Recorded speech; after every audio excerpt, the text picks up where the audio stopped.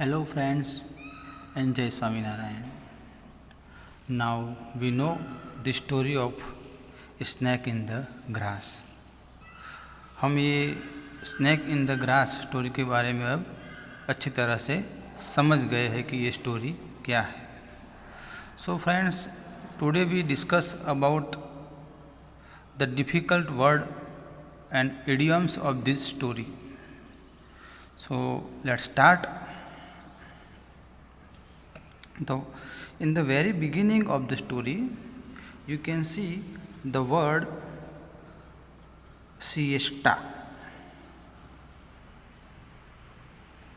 आपने सुना होगा कि कहानी में जो दास नाम का जो कैरेक्टर है वो खाना खाकर सो जाता है. दोपहर का खाना खाकर जो सो जाते हैं उसको सिएस्टा कहते हैं, मतलब स्लीप आफ्टर लंच.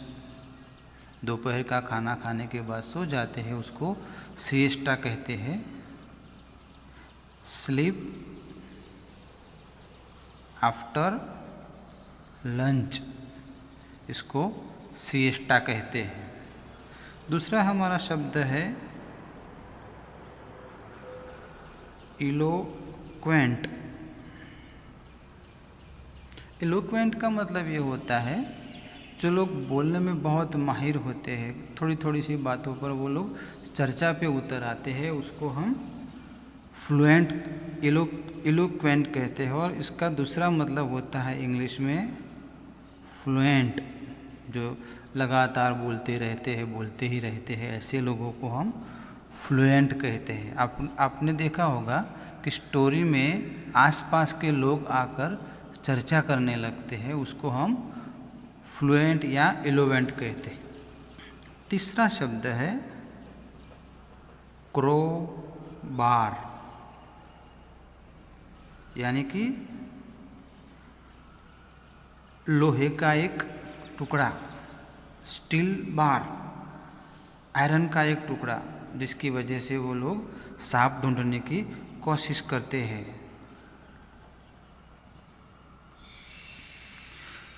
और एक शब्द है SHRUB,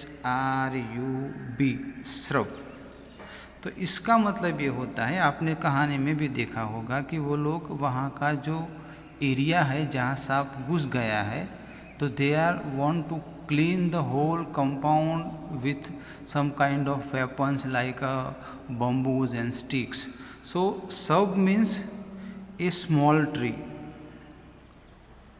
स्मॉल ट्री, जो बहुत बड़ा अभी पौधा नहीं हुआ है, बहुत छोटा है. Small tree, one kind of A small plant, इसको श्रब बोलते हैं. एंड देन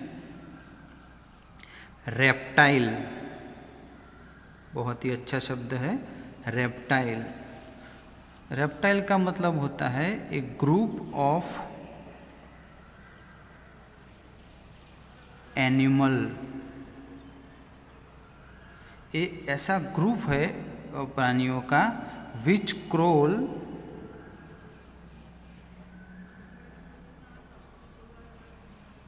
और क्रीप, यानी ऐसा प्राणी जो पेट के बल चलता है. एक creep, walk with a stomach, ऐसे जो सांप चलते हैं, ऐसे जो एनिमल्स होते हैं उसको रेप्टाइल, खास करके सांप और उसके जात के जो होते हैं छोटे छोटे प्राणी, उसको हम रेप्टाइल बोलते हैं. और एक शब्द है हुड. वैसे तो हमने ये शब्द बहुत बार सुना है, कई जगह पे आपने सुना होगा. Different kinds of hood are available in the whole world, but in this particular in this story, hoods means a head of cobra. जो सांप है उसका सर के ऊपर का जो हिस्सा होता है, इसको हम हुड बोलते हैं. तो इतने जो वर्ड्स है, कुल 1 2 3 4 5 6, ये वेरी इम्पोर्टेंट वर्ड्स है आपके लिए. आप इसको अच्छी तरह से समझ लेते हैं तो आपको कहानी समझने में भी बहुत आसानी हो जाएगी। और हम आगे देखते हैं दूसरे जो इम्पोर्टेंट इसके शब्द है वो है वर्ब। वर्ब आप समझते हैं, इन गुजराती उसको बोलते हैं क्रियापद। और दूसरा है वर्ब एंड इडियम्स, यानी मुहावरे, कहावत। वर्ब एंड इडियम्स, ये भी आपको इस कहानी से पढ़ना है, समझना है। पहला हम लेंगे इसमें to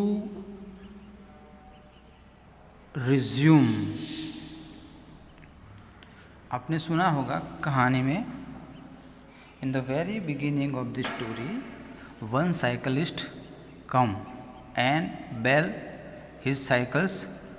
his cycles bell he rang and said there is a cobra, and then he start his journey again। यानी कि रिज्यूम का मतलब होता है टू स्टार्ट अगेन। वो अपनी मुसाफिरी, अपनी जो जर्नी है वो दोबारा चालू कर देता है। वहाँ पे ये शब्द आता है रिज्यूम, यानी रिज्यूम का मतलब होता है टू स्टार्ट अगेन। दूसरा शब्द है टू कंसिस्ट। टू कंसिस्ट यानी इसका मतलब होता है टू बी मेड अप। किसी चीज़ से कुछ बना हुआ हो उसको कंसिस्ट कहते हैं। तीसरा है टू असेंबल। आपने असेंबल शब्द तो सुना ही होगा, जैसे कि कुछ चीज़ों को इकट्ठा करके जो कुछ बनाते हैं उसको हम असेंबल कहते हैं। ऐसे ही असेंबल का मतलब होता है टुगेदर, यानी कि कुछ इकट्ठा करना और उसके बाद जो कुछ हम बनाते हैं उसको असेंबल कहते हैं। नंबर 4 टू स्वेर, यानी कि आप कोई सौगंध खाते हैं उसको स्वेर कहते हैं, एन ओथ।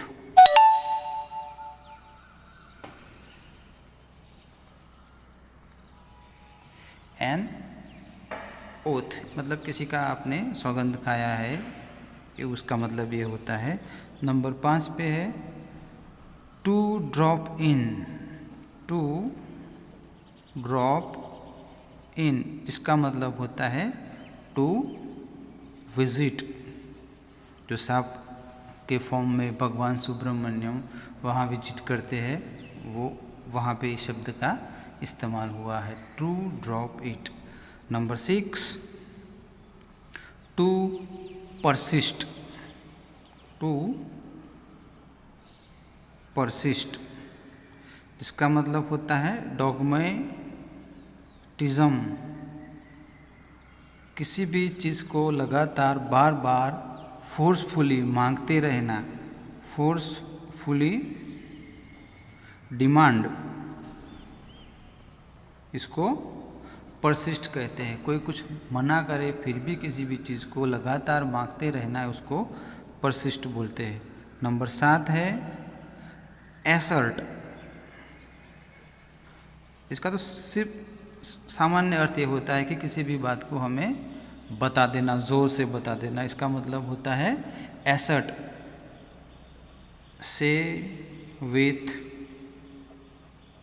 कॉन्फिडेंस, एसर्ट किसी भी बात को जोर से बता देना, उसका मतलब होता है assert. Number 8 speculate. To speculate, to guess, किसी भी बात को मान लेना, उसको बोलते हैं टू गेस। नंबर 9 है टू POCK, टू पोक, और उसके साथ दूसरा ही एक शब्द है टू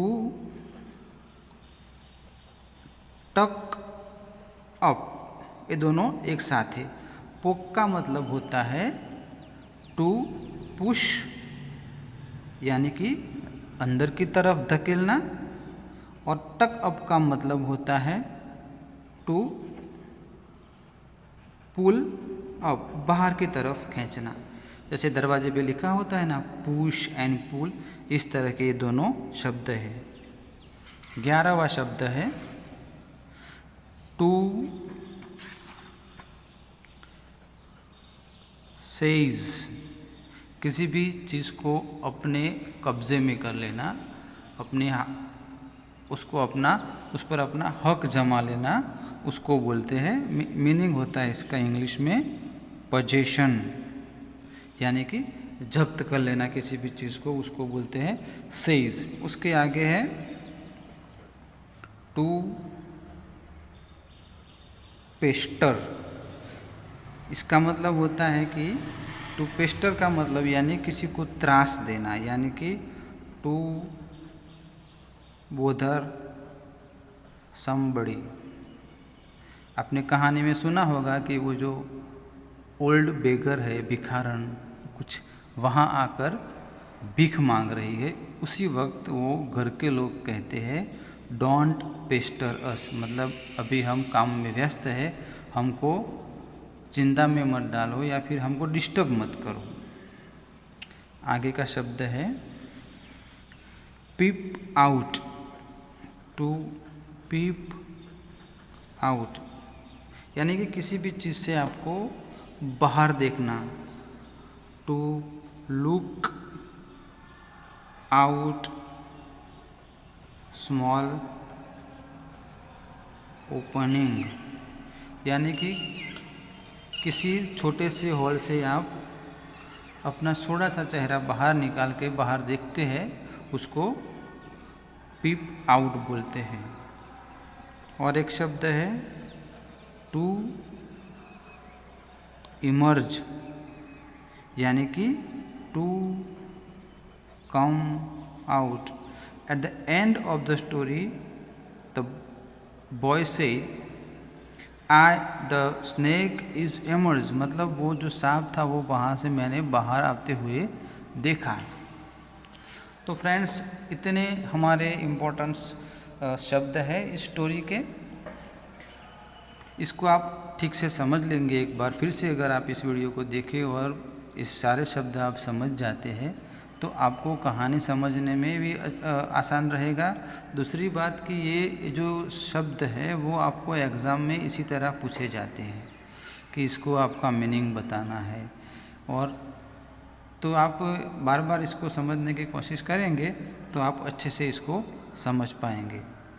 दूसरा, आपने देखा कि स्टोरी में सबसे इम्पोर्टेंट एक ही बात है, और वो है द कैरेक्टर ऑफ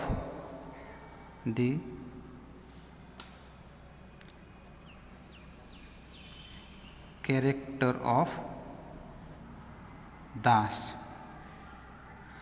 आप एक दो बार फिर से स्टोरी सुनिए और आपको आपके हिसाब से दास का कैरेक्टर कैसा होना चाहिए वो आप समझने की कोशिश कीजिए, ताकि आपको एग्ज़ाम में जब भी ये क्वेश्चन आए तो कैरेक्टर ऑफ दास तो आप इसको सही से लिख सके। दूसरे क्वेश्चन और नई स्टोरी के बाद नई स्टोरी की लेके हम फिर मिलेंगे। तब तक गुड बाय, टेक केयर।